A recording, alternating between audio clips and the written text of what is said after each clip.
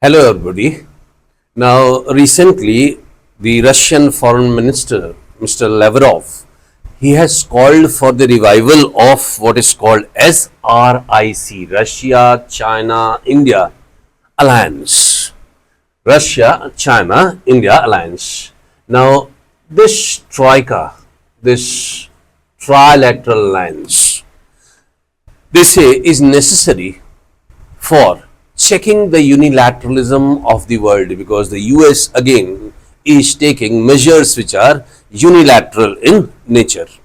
Now, the reason why the Russian foreign minister has called for the revival of RIC, as it is oftenly called, now first reason is US tariffs. You know very well that US has recently imposed 50% tariffs on Indian commodities. It's not for the first time they have done so, because the trade war between India and US started way back in 2018, when US enhanced tariffs on aluminum 10% and 25% on steel which is imported from India to US.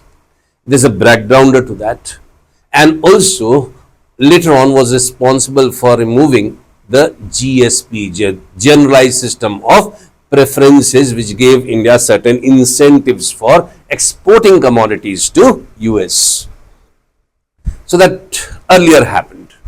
On April 2nd, US imposed tariffs on India to the tune of 27%. But recently, the tariffs have been imposed to the tune of 50%. And the only reason US provides is that India is importing oil from Russia, and importing oil from Russia is nothing but responsible for financing the Russian-Ukraine war. So India is indirectly involved in financing the Russian-Ukraine war. This is the allegation against India by US. On the other side, India says that if we talk about the world concessions and the global market, we are following a foreign policy of strategic autonomy. So we would be enhancing our strategic interest, the national interest, and we won't be bound by any kind of external pressure. So US tariff is mainly responsible for it. And in US, an act has been introduced which is called as Sanctioning Russia Act of 2025. Now it imposes duties of to the tune of 500% on those countries which would be carrying out trade with Russia or importing oil with Russia. Clear? So this also is a second reason. And Mr. Trump has said, the US president has said, that we would be also imposing secondary sanctions on India and other countries too. And US has asked India, China and Brazil to convey the message to Mr. Putin to be serious about ending, to be serious about talks with Ukraine leading to ending of Russia-Ukraine war. It's not for the first time that US has raised concern about India. Earlier also, India was not a part of, and India never supported any resolution which went against Russia, particularly in the limelight of the Ukrainian war. So all these things are reason for the revival of RIC, Russia-China Alliance. If we talk about Russia-China Alliance, we can see the background of this alliance is what? That this was proposed by the former Prime Minister of Russia, and his name was Mr. Primakov, Yevgeny Primakov, in 1996. And Sergei Lavrov, the Foreign Minister of Russia, has asked for revival of this, and it's mainly to counter the unilateral measures which has been started by US. Russia is cornered by the West today, and it's dependent on China to a greater extent. So Russia wants what? Russia wants a trilateral alliance between India, China and Russia, so that the economic dependency of Russia on China ends, as not pushed by the Western world to a greater extent through sanctions and other means.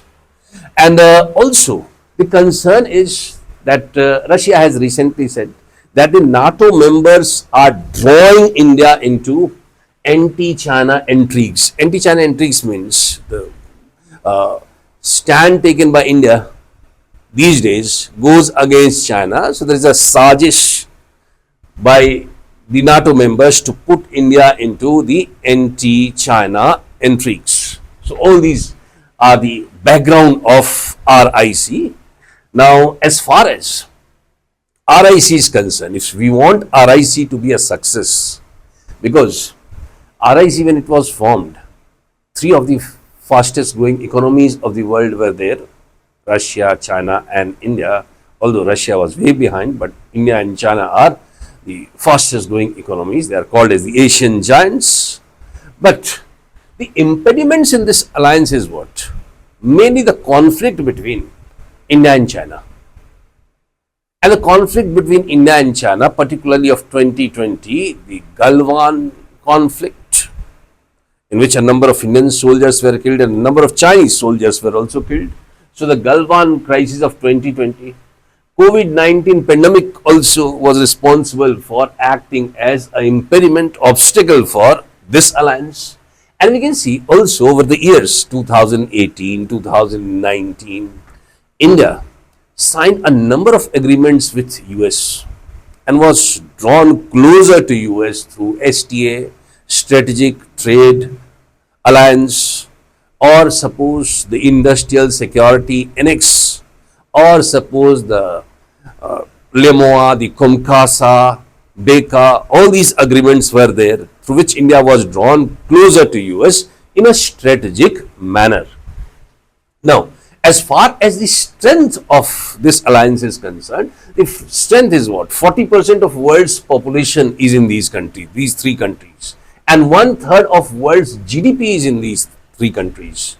That's based on multilateralism, and the thrust of this alliance is to shift from geopolitics to geoeconomics, because the main purpose is not only to check the, when it was established, it was mainly established to check the unipolar world. Today also, the measures taken by US which are unilateral in nature should be checked by these three countries. So thrust is on checking unilateralism through multilateralism, one can say.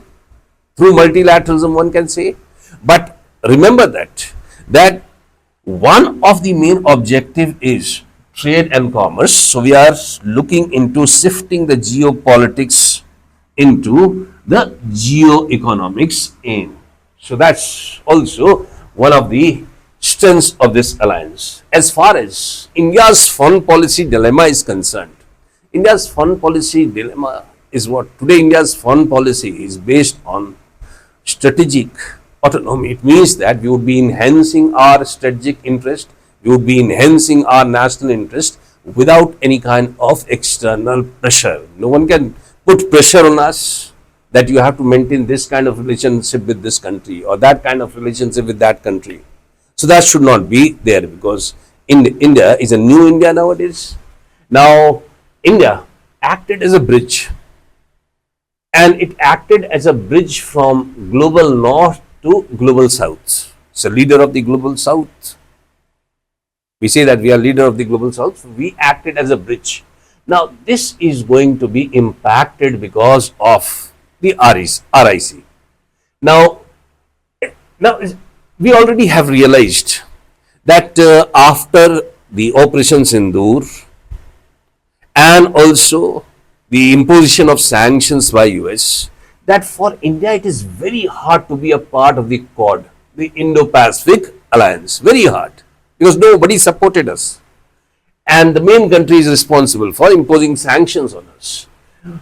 Now, one precondition for this alliance, RIC, to be successful is better understanding of border disputes between India and China and exchange of measures between them. So, concession should be given by China also, concession should be given by India also, so that the border dispute between the two countries can be settled and settled permanently. Now, one thing we can say that RIC is also foundation stone for BRICS and SCO. Now, BRICS today consists of 10 members, SCO also of 10 members. But RIC is considered as a foundation stone. Now, we can see the next summit of BRICS, that is in 2026, would be conducted in India because India holds the chairmanship of BRICS. So that summit would be conducted in India. And for the BRICS summit to be successful, certainly dialogue between India and China needs to be started. We have already started that. And maybe the Prime Minister would visit China recently for the SCO summit, which is to be conducted on at the end of this month, August 31st and I think September 1st. So the Prime Minister would visit, because if India does not better its ties with China, India is going to face problem, not only from the West.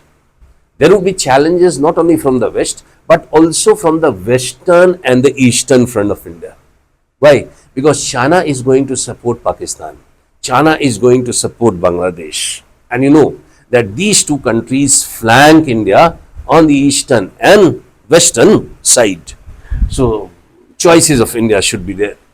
As far as India's answer is concerned, India says that importing oil from Russia is not a bad deal, because certainly we would be meeting our requirements. From where we have to meet our requirements, we should know. And if suppose the world is giving us concessions, or the market is giving us concession anyway, this should be utilized by India, because our main thrust is strategic autonomy. Let's see how the situation unfolds at the SCO meet and between talks between Mr. Trump and Mr. Putin further. Thank you so much.